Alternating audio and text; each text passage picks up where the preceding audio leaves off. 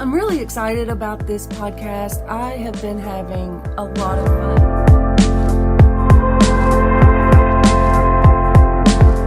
Well, I went to Alaska.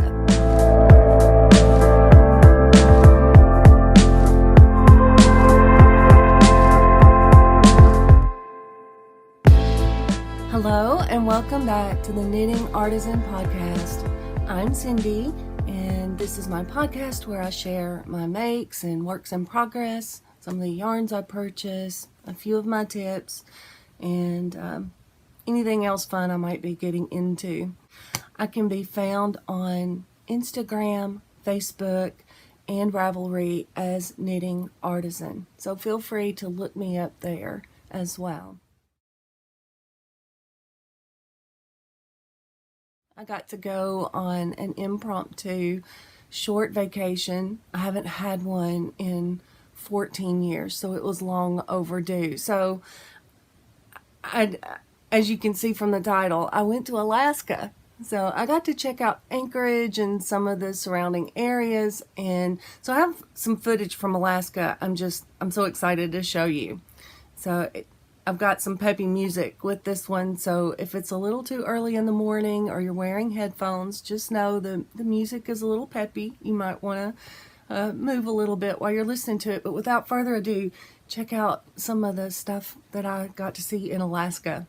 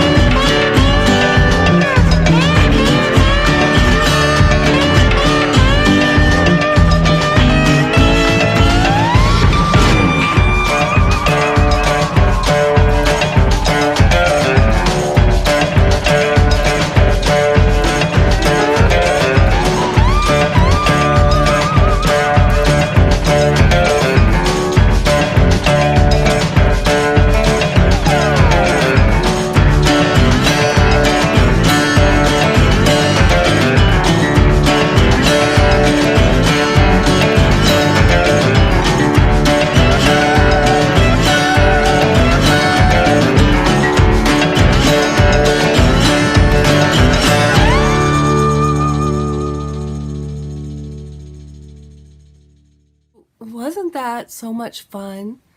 The mountains in Alaska are amazing. They're everywhere. And as I was flying over, it was solidly 2 hours of mountains at 500 miles an hour. It was amazing. Just grandeur, and the word awesome just isn't enough to describe it. The people were incredibly friendly. So rode a little bit north to try to get a view of Denali. Didn't go all the way there.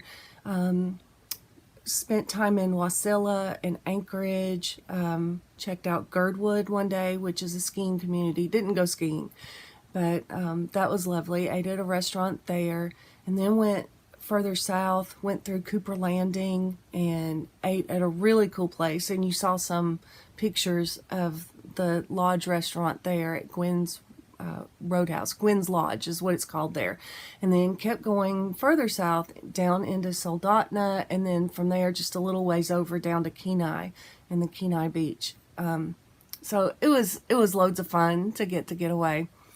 Anyway, so I've been working on a few things to show you, and I have a baby gift that I need to hurry and hand off. So I wanted to be sure and get it in this podcast. This has actually become something that is requested quite a bit. I've knit this for a baby gift, and since then, more people are asking for it when they're expecting boys. But this is the Gramps Cardigan by Tin Can Knits. And it's just the sweetest little cardigan. Tin Can Knits have amazing patterns. There's lots of free patterns if you're not already familiar with them, and some paid for patterns. And so, I mean, check out these little elbow patches here. Is that not just adorable? And there's just so much detail in this little sweater. Raglan shaping, you start out top down and you choose the increasing that you want. I chose right lifted increases and left lifted increases to get this look. I wanted it to be tight with no gaps.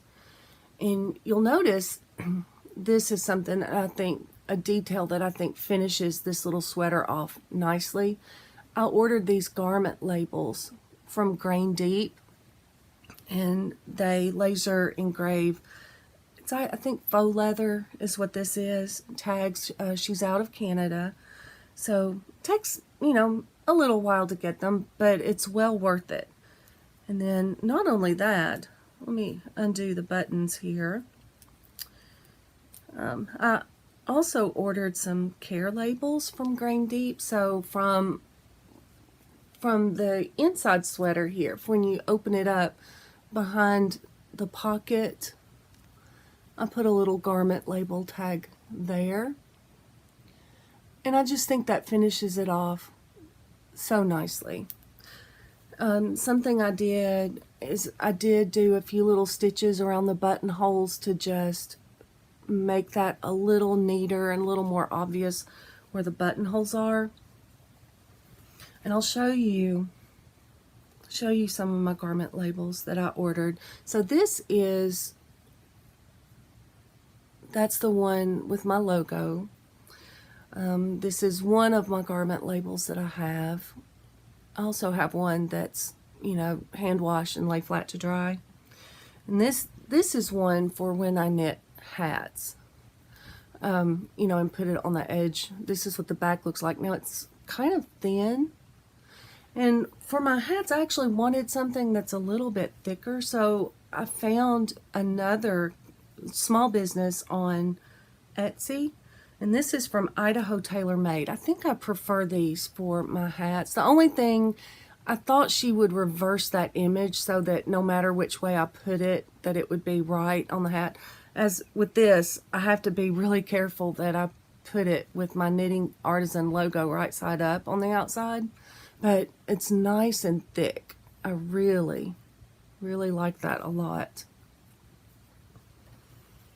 And then I will show you, I put that on a number of my hats. This one is, I'll just reach over and grab this one. I started knitting just some hipster beanies. I don't sell a lot of my items, maybe just a few of the smaller things. Occasionally I do get custom orders, but it's hard to sell knitted things because of the investment of time, to be able to make enough money. But I did start making a number of these hipster beanies and for sale. This is Malabrigo Rasta, and I like to try to get 2 hats out of 1 hank of yarn. So this is the bulky weight, and it's a single ply. And then I'll add a contrasting color to help, give it a little more length, because I want to try to get 2 hats out of this. But I think that tag looks really nice on that hat. So that is something I do. I got quite a few hanks of yarn of Malabrigo, because, it's such really a budget-friendly hand-painted yarn. So I got lots of Rasta and Malabrigo Rios. I'm trying not to cough. That's why it's been a while since you've seen me. I've been caught a little bit of a cold, and so I'm just trying to get over that. So it took me a while to be able to record. So these are some of my Malabrigo Rios hipster beanies. And this is just a couple of the colorways I have. And then I got myself some, labels that I could attach there. And the ones that are in Rios, they take a little bit longer. So I sell these for $55, and I sell the bulky weight ones for $45. And I'm super curious if any of you sell your hand knits. I'm very interested what you charge, or if you even sell your things at all, if you try to make a business out of it. So that's my sweater and some of the garment labels that I have. Another cute little thing that I have to show you. Let me find him. Oh, this is going to go with the baby gift that I made, the little sweater. But the new mother's theme for her baby is forest animals. If I think that's right. I know forest critters, something like that. So I knit this little mouse in a mitten set by Susan B. Anderson. So this is the mouse, what he looks like, and he's in a mitten. She also has a little sweater and a hat that you can knit. When I knit the sweater, it's in worsted weight yarn, so you can see how it's come out looking just a little bit weird. I'm sure blocking would help, but I'm not quite sure. Even though I followed the directions, I didn't gauge swatch for my sweater, so that's probably where I went wrong. I'm not sure if I can get that over his noggin, but anyway. But he's super cute, and she also has a pair of pants that you can knit for him as well, which I've started, and this is in the Walnut Heather colorway. So maybe I'll finish the pants. I'll see if the pants fit, and if I can get them to fit, maybe I'll knit another sweater and make sure it fits him. If not, I think I'll just pass along this little guy in the mitten and call it done. One more finished object I have. This was something else that I had in my works in progress pile for quite a while. This is a beautiful pattern by Jared Flood of Brooklyn Tweed, and this is his Guernsey wrap. And this was something for me, so it's been sitting in the pile waiting to get finished for a long time, and I didn't have much left, so I thought, why not just get this finished? And I thought it'd be great to show everyone on the podcast. But I did notice after I picked it up, sadly, I've got all these little places where holes have appeared, so I'm not sure if I've had moths or what, but I was really disappointed to see that. And I've already tied quite a few holes. I haven't blocked it yet. This is Targhee Columbia wool, all 100% produced, spun, and dyed here in the United States. And this is the Snowbound colorway. It's a 2-ply worsted weight, and it's a woolen spun, so it's not unspun, but it will pull apart on you. You do have to be a little gentle. So back to Alaska. I'm not going to travel all that way and not go check out a yarn store. So there are a couple of yarn stores there, and I only went to one. I noticed they have one called Woolly Mammoth. I didn't end up visiting there. I went to Far North Yarn Co. first, and I got a little bit of footage for you. So sit back and enjoy this footage from the yarn store. Meet me on the far side, and I'll show you what I bought.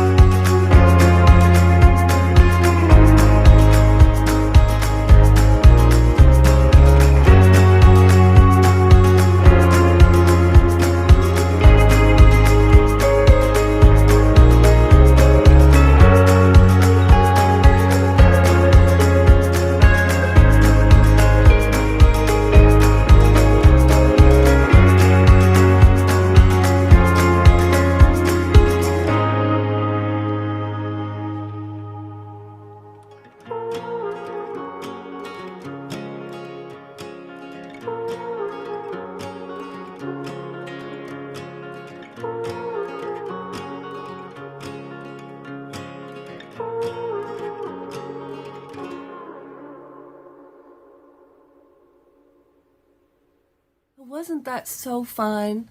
Annie is the owner of the yarn store, and let me show you. So this was her her card, and if you happen to be in Anchorage, this is where you can go check her out. She is incredibly friendly and very knowledgeable. I was very interested to talk about Kiviute since I was that far north. I didn't know if she had any Kiviute in the store. There is another store there called Mac, and I ended up not visiting because they sell garments that are hand knit from Kiviute, but not the actual fiber or yarn itself. So then I just opted not to go because I want the fiber. Now, for anyone who's already there, if you're already there, you're probably aware of Palmer. She did Palmer Farm. They, a couple times a year, have events where you can go there and purchase Kiviute directly from them. But, so, of course, I had to buy some things, so let me show you what I came away with. You noticed some of the, or maybe you noticed some of the lobby anime that she had in her store. So I had to have lobby anime. I've never purchased it before, and I was so excited to see. This is a couple of the hanks I bought. Look at these speckles. This is Merino Super Sock, so it's a fingering weight, 465 yards, so it's probably more like a light fingering. And this is in the, let's see, gracious, I had it. This is the lichen colorway. So it's like this lovely tonal pale blue, kind of like a powdery blue. And this is what I got to pair with it. This is the Jasper colorway. Look at all those speckles. Oh, it's so beautiful. So I'm thinking I may end up making like a tee for myself. That's not all I got. So this is the ever coveted yellow brick road. Again, this is the fingering weight, 465 yards, and this is Grello, so it has lots of gray and yellow in it. I love this. I'm so excited to have it. I have been envious of everyone else who gets to come away with these beautiful colorways, so when it was right in front of me, I knew this was coming home with me. So all the way from France to Alaska to Tennessee. And then I also purchased this. She had this in the fingering weight, but I liked the way it looked on the DK base better. This is Merino DK, and the colorway is Dusk. And you get 252 yards on this 115 gram hank. But look at all these colors. Just beautiful. You got all these purples and some rust and purple, raspberry. It's really pretty. So that gets me into start my works in progress. And there's just one I'll show. This is a hank of, this is the lobby anime in the dust colorway. I wanted to go ahead and get started working this up, but this is what it looks like knit up. This shawl is going to be the, it's called Little Forest, and it is by Melanie Rice, and she has lots of beautiful designs, but just look how lovely. And once you get down to the bottom, there's some trees and lace work, and I'll post a picture and show you what it's going to look like. So, and if you've watched some of my other episodes, you'll know that when I get a beautiful hank of hand-dyed yarn, what I'm going to do with this is once I get down into the trees, I don't want the design to get lost in all the speckling. So I'm going to pull one of these colors out, and I'll fade into a more solid or tonal or heathered colorway. I do have a few hanks of yarn of Cascade 220, so I'm going to blend that down at the bottom. And I think I'll have myself a beautiful shawl to wear out. I did notice a goof, and I can't believe I didn't catch this right away, but I got off on my spine right there. So I think what I'm going to do is I am going to pull my needle out, and I'm just going to rip it back. I mean, I could pull that out and just recreate it with a crochet hook, but I think I would rather it look better. And since I'm investing this much time in it, I want it to look well. This is a mindless knit because this is pretty much just stockinette until I get down to the trees. This is another thing that I got from Annie, from the owner of Far North Yarn Co. She makes these little stitch markers, and that snowflake, that is her logo. Anyway, I got a set of these, and then another set of stitch markers from her. Aren't they just so lovely? And she has them up by the counter. So that's the knitting I have to show you this time. Give me a moment to wet my whistle. It's still a little bit sore and scratchy. And I have another cool mug. I got this in Alaska. Isn't it cool? Bears. I didn't see bears, but I did see moose. And I got footage. I was so excited. I got to see it the last night I was there. The first day I was in Alaska, I did see one bull moose. But I didn't have my camera ready, and it was so frustrating. And by the time I turned around and went back, he was already crossing the road and gone in the woods. But the last night I was there, I got a number of cows. That's what females are called. It's cows. So with that, I'm going to call episode 4 a wrap. But I'm still going to leave you with more beautiful footage of Alaska. And be sure and talk to me in the comments and tell me if you sell your knitted items, or if you mainly knit for pleasure, or if you ever knit for gifts. And but I enjoy hearing from you, and I love interacting with you in the comments. Thank you so much for subscribing and liking, and also share. Remember, also in episode 2, I have all the details for a giveaway that's upcoming. When I reach 1,000 subscribers, there's some beautiful yarn and a couple other goodies. So if you want more details on that, go check out episode 2. With that, enjoy more scenes from Alaska. Bye.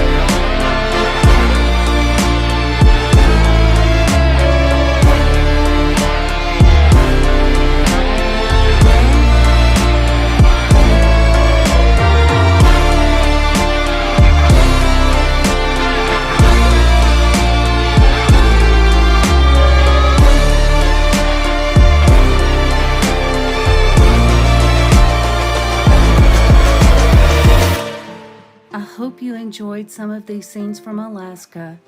And if you enjoyed, please like, comment, and subscribe.